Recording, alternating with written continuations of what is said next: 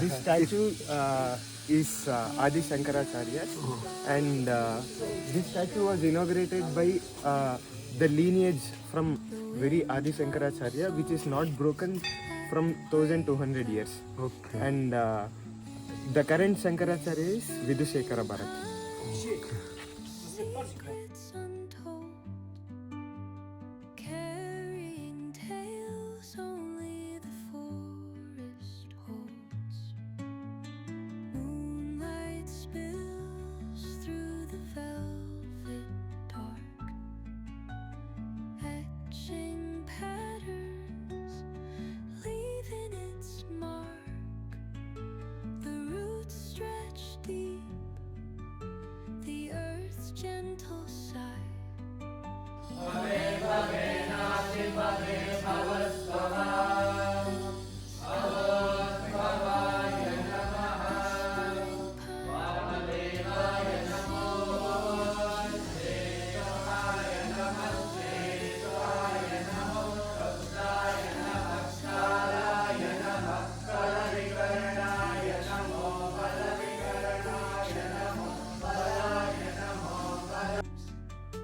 Stories that linger on the breath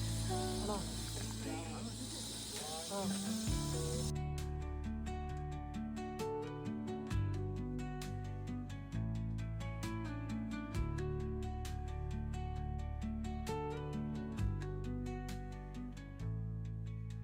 the dawn paints gold on the mountain's crown, while rivers whisper truth as they flow down.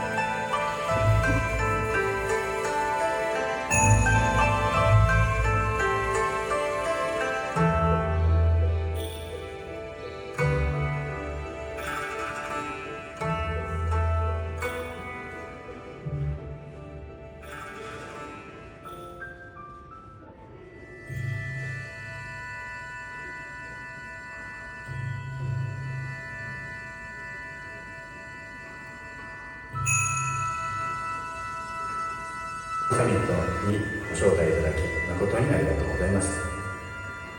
私は日本国兵庫県豊岡市日高町にあります日高地区の神社の大同学園宮司水野大社運転者の補佐として務めさせていただいております立花秀俊と申します。このような機会を賜りましたこと主催者の皆様に心より御礼申し上げます。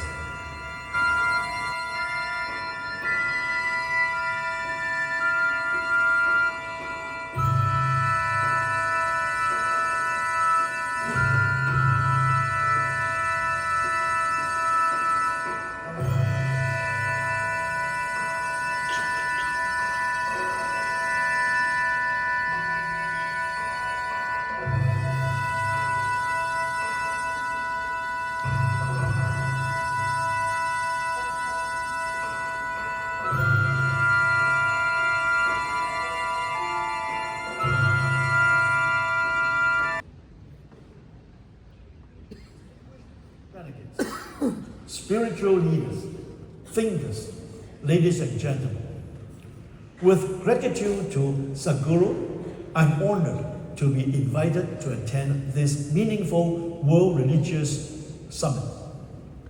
Unfortunately, due to my prior commitment, I'm unable to come personally to meet you today.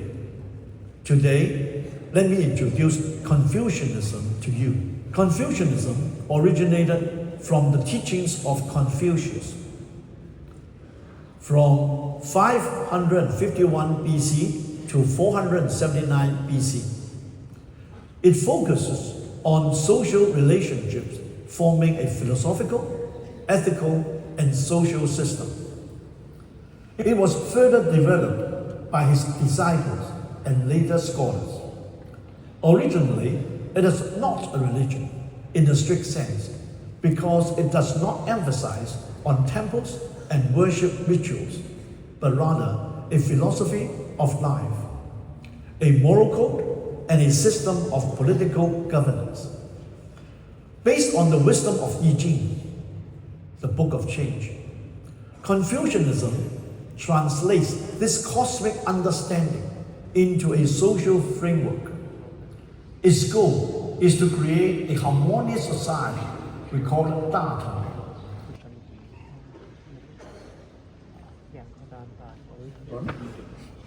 I've been invited to speak on the concept of humanity and one world, one family. And I represent the Zoroastrian tradition. Zoroastrianism is probably the oldest revealed religion in the world, dating back to about 3,500 years, 1500 BCE. It was brought into the world by a person called Spitaman Zarathustra, and he lived in... It filled him with the energy of love and a desire to serve the divine in every human being. It is said that his tent was open on all four sides as an expression of the depth of his service. He was always looking and waiting for people to arrive for him to serve. It also made him look for the divine, for goodness, even in places of darkness and evil.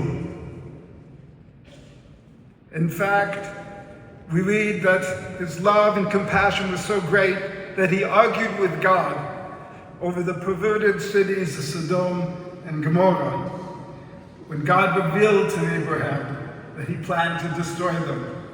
He turned to the Almighty, challenging. His decision says, if there are 50 righteous people, will you kill the innocent with the guilty? Will you save the city? God replied, I'll save the city. How about if there's 40 righteous people? God agreed again. 30, 20, 10. God said, yes, if there's 10 righteous people, I'll save the city. Such was